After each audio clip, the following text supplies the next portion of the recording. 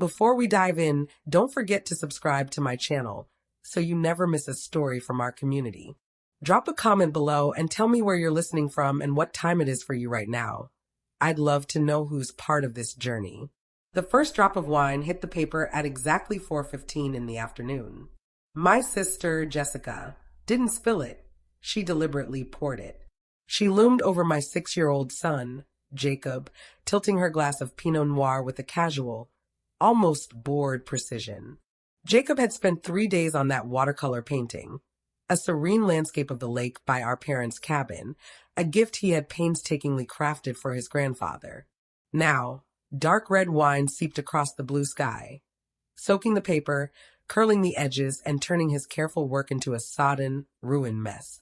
He needs to learn the world doesn't care about his little doodles, Jessica slurred, her voice steady despite the alcohol. It's just taking up space on the table. Honestly, Jacob needs to toughen up. She drained the rest of her glass, then set it down on the wet paper with a heavy thud, and scanned the room as if expecting applause.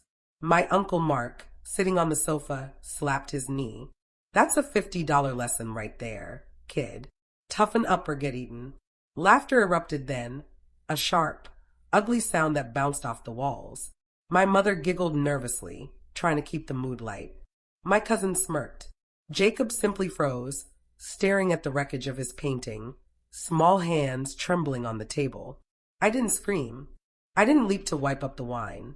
I didn't even breathe for the first few moments. I just watched my son. Jacob didn't make a sound. His shoulders trembled, his face turning a deep, almost unnatural red, but he didn't cry out. He bit his lip until it went white, shrinking into himself, as if he could make himself invisible. He wasn't seeking comfort. He was seeking to disappear. He waited for the laughter to end, hoping that silence would make the predator lose interest. And in that silence, I saw it, the invisible chain around his neck. The same chain I had worn for 29 years, the one that taught me to be quiet, to be convenient, to swallow my anger, so I wouldn't disturb anyone. I was watching my son learn the fawn response in real time. He was learning that his pain was a joke to the people who were supposed to love him. He was learning that his job was to smile through humiliation so the adults wouldn't feel awkward. He was learning to be me. The realization hit like a physical blow, colder than the lake outside. I wasn't just watching him get bullied. I was watching him inherit my trauma. I was passing down a legacy of silence, a genetic predisposition to be a doormat. If I didn't break that chain right this second, he would carry it forever. He would grow up apologizing for taking up space. I glanced at my father, David, sitting at the head of the table, hands folded over his empty plate. His face was carved from stone, unreadable to anyone who didn't know him. But I knew him. I saw his knuckles whiten around the fork, the muscle in his jaw twitch. The air in the cabin thickened with decades of unspoken tension. I stood up. The chair scraped against the wood floor with a harsh grind that cut through the laughter like a knife. I didn't go for the wine or a towel. I circled the table and positioned myself between Jessica and Jacob, shielding him with my body. I fixed my gaze on her and not the mess. For the first time in my life, I didn't feel the need to smooth things over. No jokes, no apologies, just the sharp clarity of a bridge burning. It wasn't rage, it was balance. I was done paying interest on a debt I never owed. You enjoyed that, I said, my voice flat, clinical. You enjoyed watching a 6-year-old create something, and then you enjoyed destroying it. Jessica rolled her eyes and poured herself another glass from the sideboard, movements loose, arrogant. Oh, Sarah, don't be so dramatic. It's just paper. I did him a favor. Now he can do something useful instead of making messes. Useful, I repeated, tasting the word like iron in my mouth. The room went silent. Jessica's smirk faltered, glass halfway to her lips. My mother gasped sharply, panic creeping in. I didn't blink. I wasn't the sous chef keeping the kitchen running anymore. I was a mother watching a predator, and I was done negotiating. I looked at my father again. He hadn't moved, but his eyes shifted from the table to me. Before I could say anything more, my mother, Susan, jumped into the scene, but not for Jacob. She didn't hug him, Didn't check if he was okay. She grabbed a handful of napkins, scrubbing frantically at the table. "Oh, Jessica, you're so clumsy," she chirped, her voice high and tight with manic energy. She ignored the ruined painting completely. "Sarah, don't make a face. It was an accident. We can get him a coloring book. A nice one with stickers." She looked up at us, her smile stretched too thin, eyes pleading. "Let's just have a nice dinner, please. It's Labor Day. We're family." I watched her, and the pity I usually felt evaporated. My mother wasn't confused or helpless. She was addicted to the illusion of a happy family. She would pay any price to maintain it, but never the real price herself. She taxed us, the quiet, obedient children. She sacrificed our dignity to appease the monster. Jessica was the only one who threatened to burn the house down. And Susan?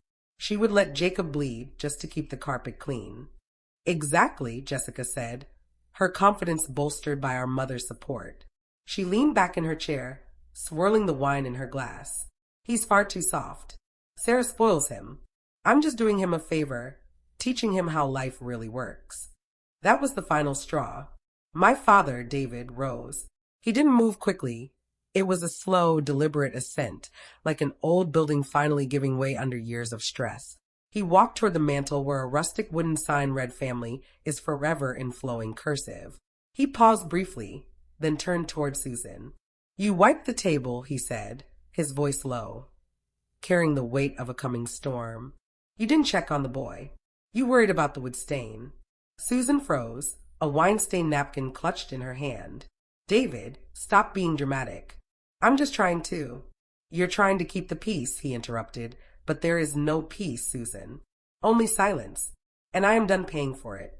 He glanced down at his left hand, twisting his gold wedding band, tight against his finger after 40 years of wear. He moved to the kitchen sink, pumped dish soap onto his knuckle, and started to work it off. Watching was agonizing. He winced, pulling and twisting until the ring finally popped over the joint with a wet sound. Returning to the table, he held the ring over the still damp puddle of wine soaking into Jacob's painting. He let it drop. It landed with a muted thud, splattering red drops across the white tablecloth. "I am done maintaining your peace," he said, "and I am done protecting you." The room wasn't just silent, it felt like a vacuum, sucking the air from the cabin. My mother stared at the ring in the wine, as if it were a grenade in her lap. Jessica let out a sharp, nervous bark of a laugh. "Dad, are you senile?" she scoffed, though her eyes flitted nervously around the room. "It's just a painting. You're really going to divorce Mom over a $5 watercolor set? That's pathetic." David ignored her. He didn't look at my mother. Instead, he went to his travel bag in the corner, unzipped it, and pulled out a thick, black leather-bound notebook. The spine was creased, the edges worn. He returned to the head of the table and set it down with a heavy thump. "I've been a structural engineer for 40 years, Jessica," he said, his tone calm, measured, terrifying. "My job is to track stress fractures, to locate cracks before the building collapses. I watch for failures." He opened the notebook. The pages were filled with his handwriting, neat and precise, columns of dates and figures. 3 years ago, he ran a finger down the first page. "You told me you needed $5,000 for a business loan. You said your influencer career was taking off, but you needed new equipment." Jessica crossed her arms, rolling her eyes. "Yeah, and I mostly paid you back. What is this, an audit?" "You didn't pay back a dime," David said. "But that's not the point. The point is I started tracking everything, not just the big loans. Every time your mother asked for extra cash for groceries, every withdrawal for home repairs that never happened, every dip in our joint savings account for so-called emergencies." He turned the book toward Jessica and Susan, exposing the neat columns of numbers and dates. "I tracked it all. Then I hired a forensic accountant to follow the money." Susan made a small, strangled noise and reached out, trembling. "David, please, not in front of everyone." "Everyone needs to know," he said, "because everyone has been laughing at Sarah. Everyone has been laughing at Jacob. Everyone thinks they're weak. But they aren't. They're the ones paying the price." Then he looked at me, eyes heavy with a silent apology. I let this happen, Sarah. I let you feel lesser than her. I let you believe she was special and you were just there. But I was watching. I was counting. He turned the page. Bank transfer receipts were taped to the paper. This isn't an allowance, Jessica, he said. This is a ransom. He traced a line of red ink with his finger. August 14th, 2 years ago. $12,000. You said it was for a brand partnership buy-in. April 3rd last year. $8,000. You said it was for medical bills. He met Susan's terrified eyes. But the biggest one, he continued, was 3 years ago, the night of the Labor Day party. The one we didn't attend because you said you were sick. Susan shook her head frantically, tears streaming. David, stop. Please protect the name. His voice cracked with fury I had never heard. You didn't protect the name. You protected a criminal. He turned the page. This time, no receipt. Instead, a police report was taped there. The $174,000 wasn't for business loans, Jessica. It wasn't for gifts. It was hush money. Jessica froze. Her arrogance dissolved, replaced by stark terror. She looked toward the door but didn't move. 3 years ago, David said. Jessica drove home drunk from a party. She hit a parked car and then a pedestrian. A 19-year-old girl walking her dog. I gasped. The room spun. I remembered that month. Jessica had been traveling. Mom said she was in Europe finding herself. She didn't stop, David continued. She fled the scene. A hit and run. Susan buried her face in her hands, shaking with quiet sobs, her body rocking back and forth. You took our retirement money, David said, his voice tight with anger and disbelief. $174,000. You hired a lawyer to bury the evidence. You paid a settlement to her family to avoid civil court. You paid the repair shop off the books to fix that dent. You lied to me, said it was a parking dispute. You said it was all handled. He slammed the ledger shut, the sharp sound echoing like a gunshot through the small cabin. You stole our future to cover up her crime. And then you let her sit here at this table and ridicule a 6-year-old for his painting. You let her destroy his work because you taught her there are no consequences for destruction. He turned his gaze to Jessica, who looked pale, her mouth opening and closing as if she were gasping underwater. You're not a businesswoman, Jessica. You're not an influencer. You're a liability, and your mother is your enabler. The silence that followed weighed heavy in the room, suffocating.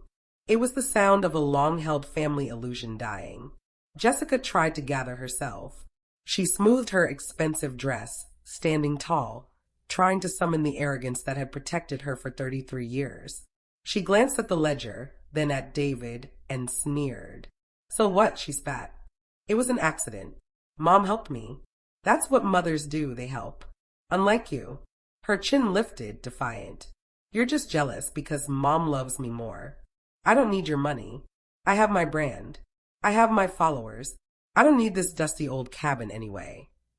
David looked at her with a cold, unflinching pity, not as a father, but like an engineer examining a crumbling structure. You have nothing, Jessica. He reached into the back pocket of the ledger and pulled out a folded document. Placing it on the table beside his discarded wedding ring and the ruined painting, he said, This cabin is in my name. It was inherited from my father. Your mother's name isn't on the deed. You have 1 hour to leave. Everyone, Susan included. I am listing it for sale tomorrow morning to recover the retirement money you stole. You can't kick us out. Susan wailed, clutching her chest. Where will I go? It's raining. David's voice was void of emotion. Maybe you can stay with the daughter you poured so much into. He turned back to Jessica. And as for your money as of 10 minutes ago, while you were pouring wine over my grandson's painting, I froze the joint accounts. I reported the transfers as fraudulent. The bank has locked everything. Your credit cards, your mother's cards, the business accounts you used to funnel money. Jessica fumbled for her phone, her fingers racing over the screen. She opened her banking app and froze. Her face drained of color, leaving her gray and diminished. It's declined, she whispered. And just like that, the illusion of power vanished. The sister who had bullied and dominated for decades shrank before us. Without the financial support from our parents, her confidence, her status, even her personality evaporated. She wasn't powerful. She was a child wearing a borrowed costume. And the lease was up. Your power was rented, David said, echoing my thoughts. And the landlord is closing the building. He opened the front door. Outside, the storm had broken. Sheets of rain pounded the earth, turning the driveway to mud, while the wind tore through the cabin. Get out, he shouted. Jessica looked around at Uncle Mark, who had laughed earlier but now avoided her gaze. She glanced at Susan, broken and weeping, helpless. Finally, she looked at me, desperation flooding her eyes. Sarah, she pleaded, her voice trembling. Tell him he's crazy. You can't let him do this to me. I'm your sister. I met her gaze, the woman who had tormented me for 30 years. I looked at the ruined painting. I thought about the silence my son had learned, the silence I was finally breaking. You should hurry, I said, my voice cold as the rain outside. Traffic will be terrible. 6 months later, the light in the new apartment was different. It wasn't the dim yellow of the cabin or the harsh fluorescent of the old family home. It was crisp, clean, white light streaming through large windows that looked out over the city park. Smaller than the home David had shared with Susan for 40 years, but peaceful. No walking on eggshells. No looming guilt trips from the other room.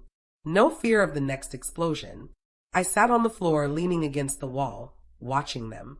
David knelt next to Jacob on a drop cloth, sawdust covering them both. He patiently taught him to use a miter box to cut wood for a custom frame. You have to measure twice, David said gently, the voice of a man who no longer needed to shout to be heard. Precision keeps the art safe. Like this, Grandpa? Jacob asked, sawing carefully, his tongue sticking out in concentration. Exactly like that. Susan was living in a small condo a few towns over. Sometimes she sent letters, long, rambling missives on expensive stationery, blaming us for shattering the family image, for embarrassing her in church. I burned them in the sink after reading the first line. She was still trying to tax us for imaginary offenses, but we no longer paid attention. Jessica worked retail at a mall kiosk, selling phone cases. The fraud investigation had triggered a tax audit, and she was drowning in legal fees.